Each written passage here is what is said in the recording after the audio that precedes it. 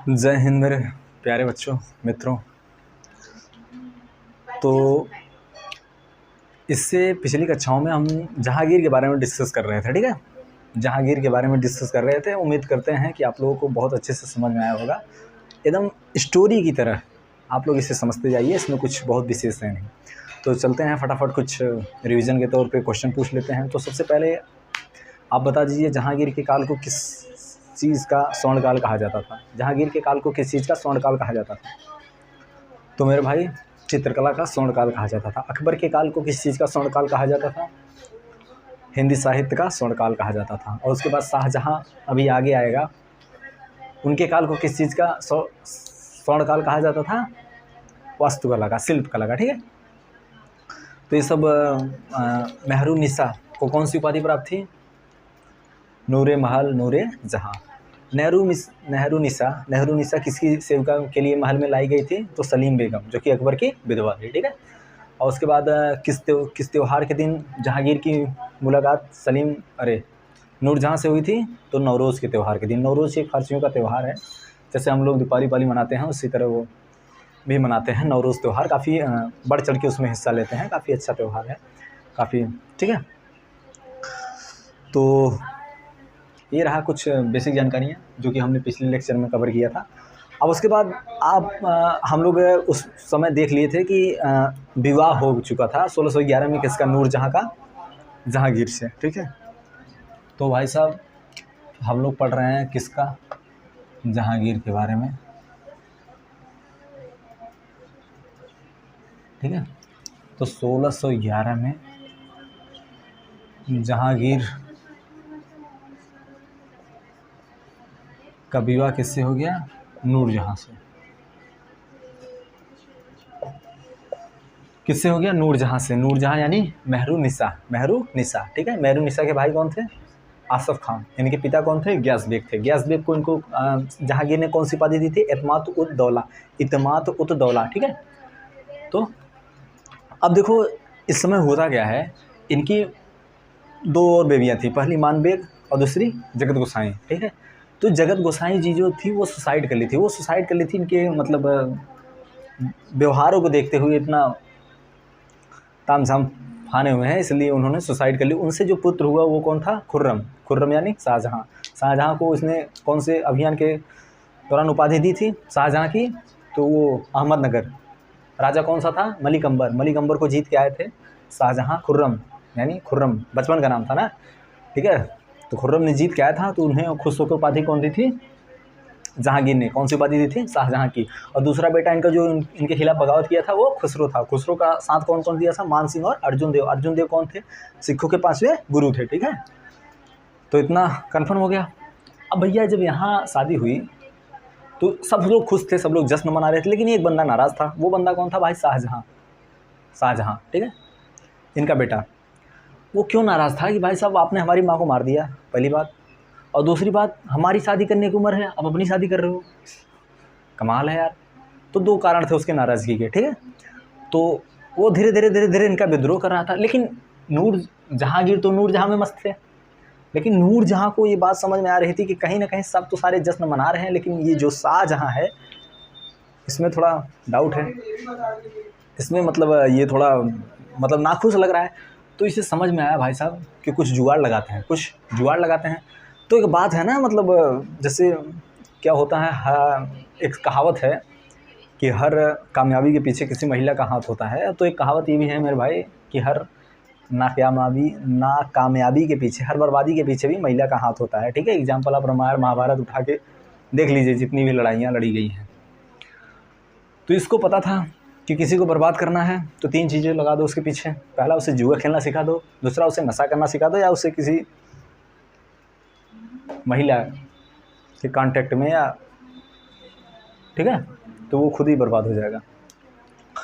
तो इनकी बहन, इनके भाई कौन थे? आसफ खां। उनकी बेटी की कौन थी? इनकी बेटी थी अर्जुमंद बानो बेगम।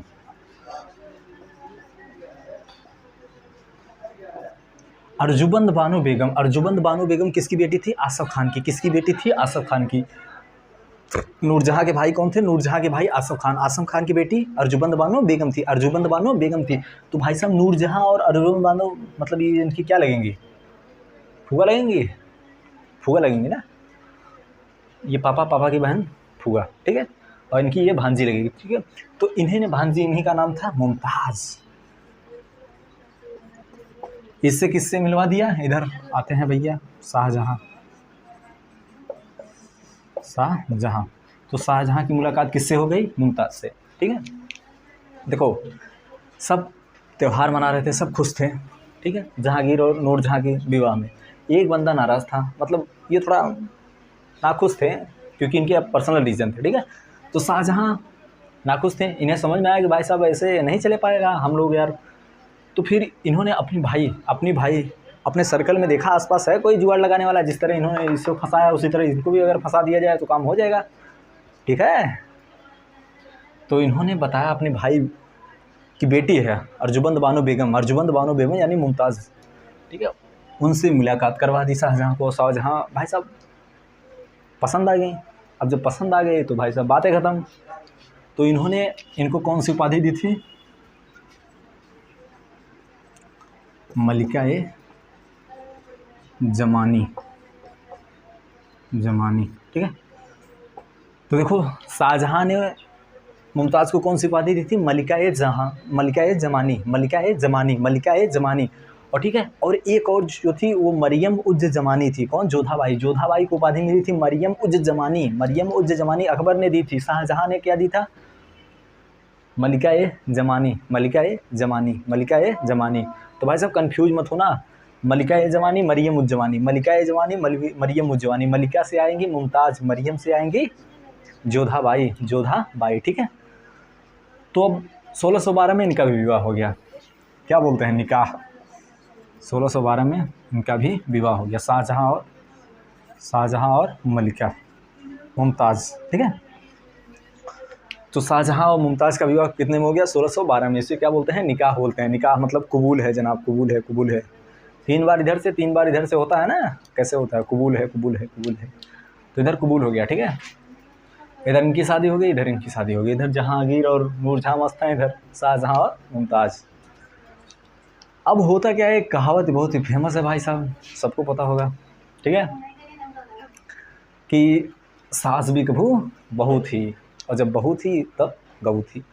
तो भाई साहब ये जो मुमताज़ हैं और नूरजहाँ में थोड़ा बहुत खटपट होने लगा, और ये अब वृद्ध हो चुके हैं जहांगीर।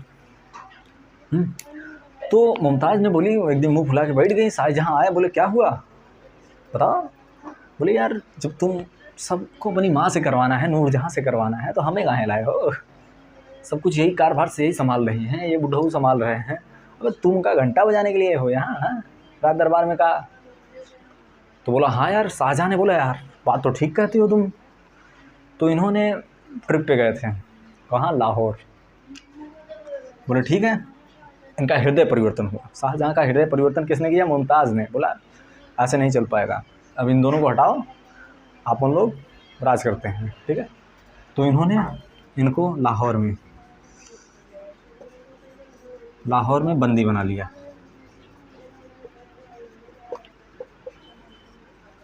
1627 में, ठीक है। 1627 में शाहजहाँ ने किसे बंदी बना लिया? जहांगीर को। जहांगीर और नूरजहाँ गए थे कहाँ? लाहौर पे। वहाँ इन्हें बंदी बना लिया गया।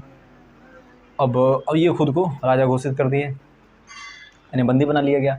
अब देखो नूरजहाँ इतनी बढ़िया थी, इतनी क्या बोलते हैं, इतनी मतलब अच्छी थी, इतनी सुंदर थी, इतनी वो थी कि जो वहाँ का जेलर था वो लुभान्वित हो गया इनसे। और आप समझ रहे हो आगे की कहानी कैसे कैसे का होगा, ठीक है। तब वो जेलर इनसे क्या बोलते हैं उसको, लगाओ थोड़ा बहुत।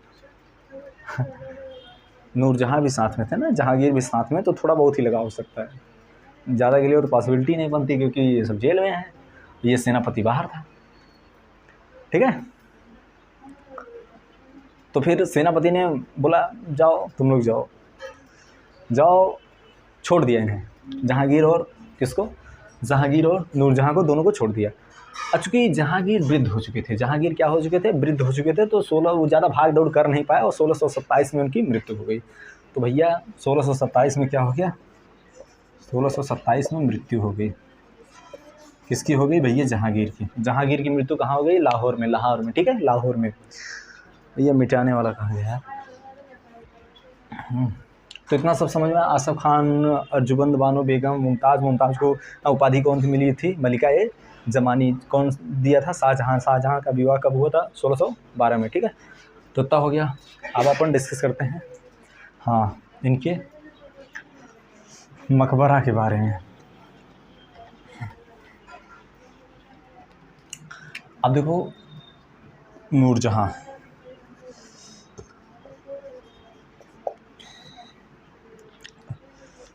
सोलह सौ 27 में जेल से निकलने के बाद जहांगीर की मृत्यु हो गई, यानी नूरजहां विधवा हो गया, ठीक है। ये ऑलरेडी पहले एक बार विधवा हो चुकी थी। अली कुली बेग, उनको शेर अफ़गान की उपाधि किसके द्वारा मिली थी, जहांगीर के द्वारा। शेर अफ़गान किस उपाधि, इसलिए उन्होंने शेर की, मतलब पहले होता था ना, शेर की बलि कर दो तो बहुत वीर माने जाओगे, आज कर दो गवर्नमेंट ऑफ इंडिया उठा ले जाएगी, मेरे भाई गलती मत करना। तो इन्होंने 2 लोगों का मकबरा बनवाया था। पहला अपने पति का, जहांगीर का, और दूसरा अपने ग्यास बेग, अपने पिता का, ठीक है। तो नूरजहां ने 2 लोगों का मकबरा बनवाया था, नूरजहां ने 2 लोगों का मकबरा बनवाया था। देखो जहांगीर मर गए, उनका बेटा इनसे बगावत कर गया, जाहिर सी बात है बेटा तो बनवाएगा नहीं। तो भाई साहब बची ये नूरजहां, जो कि रानी थी। अब भाई साहब इतने दिन तो संबंध है, कुछ तो लगाव रहा होगा। तो इन्होंने रुक के मकबरा बनवाया। तो कहाँ बनवाया, लाहौर में। लाहौर में एक जगह है शहादरा, ठीक है, शहादरा लाहौर में मकबरा बनवाया। अब देखो ग्यास बेग को शाहजहां ने कौन सी उपाधि दी थी भाई साहब, इत्मात उत दौला,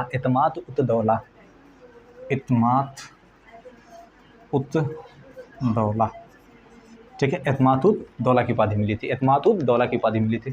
तो नूरजहां ने किन दोनों की मकबरा बनाया था, पहला अपने पति का, दूसरा अपने पिता का। पहला पति का, दूसरा पिता का, मतलब जहांगीर का और ग्यास बेग का, ठीक है। इत्मात उत दौला इन्हें उपाधि दी गई थी, ठीक है।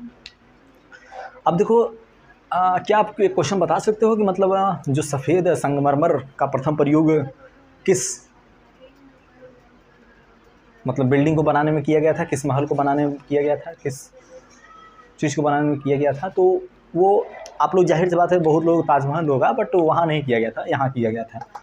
तो ये जो मकबरा इनका बनवाया गया था, इसमें प्रथम बेदाग देख रहे हो, बेदाग लिखा है उसमें। भाई साहब कहते हैं चाँद में दाग हो सकता है, बट तुम्हारे में नहीं।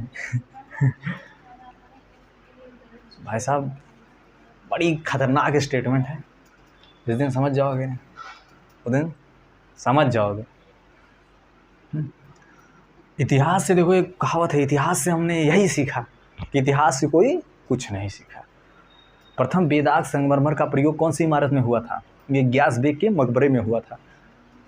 वाइट संगमरमर, जिससे बाद में शाहजहां ने कौन सा क्या बनवाया, मुमताज़ ने बोला देखो सासू माँ, अपने पापा के लिए संगमरमर का मकबरा बनाए, तुम हमारे लिए क्या बनवाए हो। शाहजहां बोले अच्छा रुक, अब बनवाते हैं, और ताजमहल बनवाया पूरा। भाई साहब मुग़ल काल का सबसे ज़्यादा कास्टली अगर कोई बिल्डिंग बनी है तो वो है ताजमहल। इतना पैसा लगा, खुद शाहजहां को पता नहीं भाई साहब कितना पैसा लगा, ठीक है। बहुत दिनों में तैयार हुआ था, लेकिन काफ़ी अच्छा बना है, ठीक है। आप लोग विजिट करिए, जाइए देखिए ताजमहल।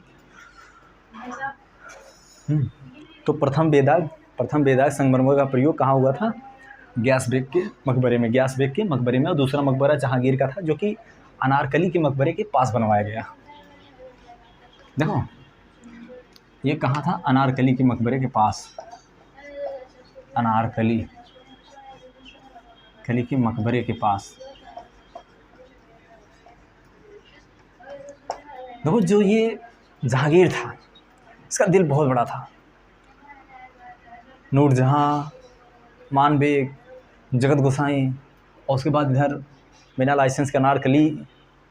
तो भाई साहब इसका दिल नहीं, होटल था, कोई भी आए कोई भी जाए, ठीक है। बहुत बड़ा दिल वाला व्यक्ति था। इसका आखिरी इच्छा थी, बोला नूरजहाँ से ऐसा कर देना अपन, तो ठीक है जो भी है, जब अपन भर जाए ना तो अनारकली के पास अपन को दफनाना, ठीक है। तो नूरजहाँ ने बोला ठीक है भाई साहब, आखिरी कुछ ख्वाहिश आपकी यही रहेगी। अच्छा है। तो इसने बोला था, मतलब नूरजहाँ ने अपनी आत्मकथा तुजुगे जहाँगीरी में बोला था क्या कि अगर इसके मरने के बाद अगर हमें एक बार इनके क्या बोलते हैं हुस्न का दीदार करने को मिल जाए तो मैं लाख बार खुदा का शुक्रिया अदा करूँगा, ऐसा जहांगीर ने कहा था। बट मरने के बाद कहाँ कोई जिंदा होता है, ठीक है। तो ये रहा भैया। हाँ, एक चीज़ और है कि जो जहांगीर की आत्मकथा थी तुजुग ए जहांगीरी, वो 80% जहांगीर ने कंप्लीट की थी। है भैया मौतबिंद खां, ये है मिताबेद नहीं, मौतबिंद खां। कौन सा है? मोताबिंद खां, ठीक है। मौतबिंद खां। तो जहांगीर की जो ऑटोबायोग्राफी है, मतलब आत्मकथा है क्या, तुजुगे जहांगीरी। तुजुगे बाबरी किसकी है? बाबर की। तुजुगे बाबरी किसकी है? बाबर की, ठीक है। इसे फारसी से मतलब तुर्क से फारसी में अनुवाद किसने कराया था? अकबर ने। अकबर के नौरत्न में कौन? अब्दुल रहीम खान खाना, ठीक है, उन्होंने किया था। अब देखो 80% इन्होंने लिखा, 20% कौन लिखा? मोतबिंद खान, ठीक है, याद रखना। अब भैया हम लोग देख लिए जहांगीर की मृत्यु हो गई 1627 में, शाहजहां राजा बन गए। अब इनका कार्यकाल ख़त्म, जहांगीर का था। अब देख लेते हैं कुछ इनके कार्यकाल में अंग्रेज़ या पुर्तगाली ये सब आए थे, उन सब पे चर्चा कर लेते हैं, ठीक है। तो जहांगीर हो गए भैया, अकबर हो गए, हुमायूं हो गए, बाबर हो गए। अब बहुत ज़्यादा नहीं बचा है मुग़ल काल। हाँ, तो हम लोग देख लेते हैं 1608 में राजा थे जेम्स प्रथम। कहाँ के राजा थे? ये इंग्लैंड के राजा थे। उन्होंने एक अपना राजदूत भेजा, कैप्टन हॉकिंस को। किसको? कैप्टन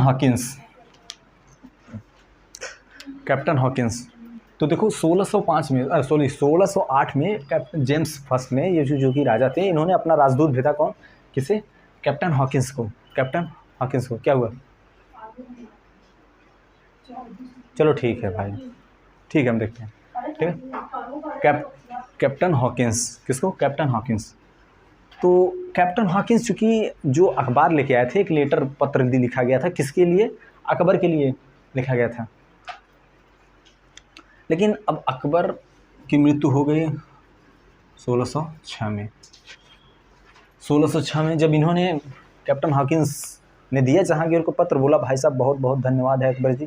बोले अकबर, अरे तुमको पता ना है हम जहांगीर हैं, उनके बेटे। अब्बू जान तो चल दिए। बोले अच्छा, अब्बू जान चले गए। कैप्टन हॉकिंस चूँकि व्यापार के लिए इजाज़त मांगने आए थे, सब व्यापार के लिए, ठीक है। तो लेकिन इन्होंने दिया नहीं। तो जहांगीर ने कैप्टन हॉकिंस को इंग्लिश,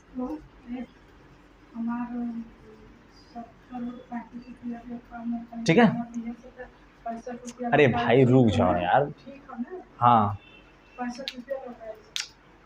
कैप्टन हॉकिंस ने जहांगीर ने कैप्टन हॉकिंस को कौन सी उपाधि दी थी? इंग्लिश मैन की उपाधि दी थी। कौन सी उपाधि दी थी? इंग्लिश मैन की उपाधि दी थी। क्या कैप्टन हॉकिंस को व्यापार करने की इजाज़त मिली? नहीं मिला, क्योंकि वो अकबर के नाम को लेटर लेके ले आए थे। भाई साहब जहांगीर उनका नाम सुनते ही भड़क गया, अरे अब्बू जान चले गए हैं, राजा हम बन गए हैं, तुमको दिखाई नहीं दे रहा है, बताओ। तो कैप्टन हॉकिंस को कौन सी उपाधि दी? इंग्लिश मैन की उपाधि दी। तो फिर उसके बाद 1615 में फिर जेम्स प्रथम ने किसे राजदूत बना के भेजा? टॉमस रोको। किसे बना के भेजा? टॉमस रोको।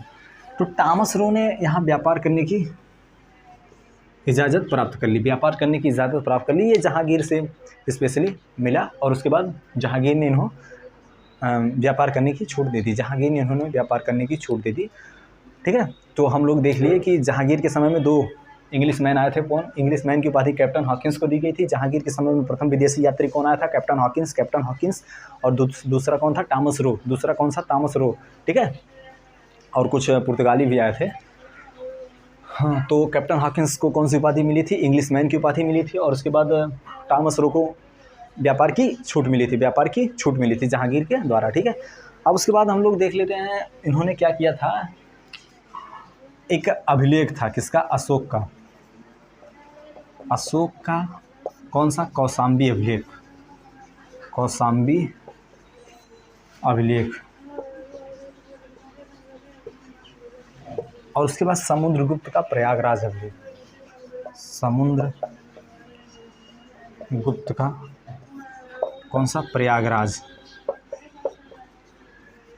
अभिलेख। तो देखो, इन्होंने कौशाम्बी, अशोक के कौशाम्बी अभिलेख पे और समुद्रगुप्त के प्रयागराज अभिलेख पे अपना नाम अंकित कराया था। क्या कराया था? अंकित कराया था, अपना नाम जुड़वाया था। ठीक है, अपना नाम जुड़वाया था। बोला था भाई साहब यहीं हमारा भी नाम लिख दो इन सब में। तो क्वेश्चन पूछ देगा भाई साहब किस राजा के अभिलेख पे इन्होंने अपना नाम अंकित करवाया था? तो अशोक के कौन से अभिलेख पे? कौशाम्बी अभिलेख के। अशोक के कौशाम्बी अभिलेख पे और समुद्रगुप्त के कौन से? प्रयागराज अभिलेख पे। ठीक है, तो हम लोगों ने देख लिया भाई साहब जहांगीर के बारे में। ये पूरा कंप्लीट लेक्चर हो गया मेरे भाई। अब हम आगे बढ़ते हैं शाहजहाँ के बारे में। ठीक है, देख लेते हैं भैया कुछ छूटल तना है। टॉमस रो आए थे बस।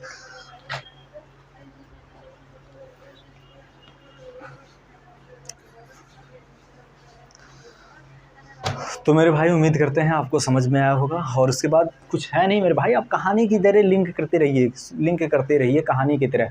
अरे जहांगीर हैं, जहांगीर, मानबाई, जगत गोसाई, नूरजहां, अनारकली, यही सब चलता है। खुसरो थे, खुर्रम थे, खुसरो ने विरोध किया, खुर्रम ने सपोर्ट किया, खुर्रम ने आगे चल के शाहजहाँ की उपाधि दान की, शाहजहाँ वही उनके उत्तराधिकारी बने। बस यही सब है मेरे भाई, और क्या है। कंपटीशन में जीएस मतलब हिस्ट्री माने इतिहास सीखो। इतिहास सीखोगे तो अपने पास्ट से, देखो हम लोग पास्ट को बदल नहीं सकते, तो पास्ट से हम लोग कुछ आइडिया लेके फ्यूचर पे इम्प्लीमेंट कर सकते हैं कि भाई साहब पास्ट में ऐसा ऐसा हुआ था, और उसके बाद हम लोग वही गलती अपने फ्यूचर में ना करें। इसलिए हम लोग इतिहास को पढ़ा जाता है बेसिकली, और कोई मोटो नहीं है आप इतिहास को जानने का। और इतिहास इसलिए जाना जाता है क्योंकि किस प्रकार से मनुष्य मतलब मानव जीवन मतलब मानव लोग कितना संघर्ष करके कैसे कैसे सामाजिक परिवर्तन हुए, इन सब चीज़ों को डिस्कस करने के लिए हम लोग इतिहास को पढ़ते हैं। और there is no other motto for studying history. ठीक है, तो जय हिंद, जय भारत मेरे दोस्त। एसएससी सीजीएल का नोटिफिकेशन आ चुका है, आप लोग तैयारी करते रहिए। यूपी पेट का एग्ज़ाम इसी महीने में होने वाला है, और उसके बाद बाकी फिर मिलते हैं नेक्स्ट वीडियो में। जय हिंद, जय भारत।